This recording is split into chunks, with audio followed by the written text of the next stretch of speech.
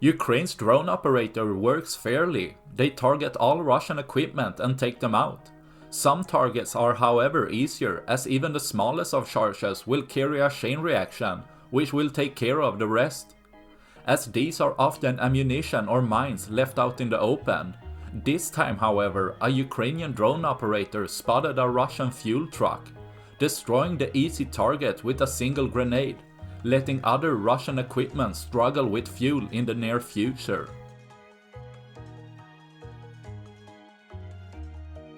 That's all I had for this video. Please like and subscribe for more. Thanks for watching. Bye.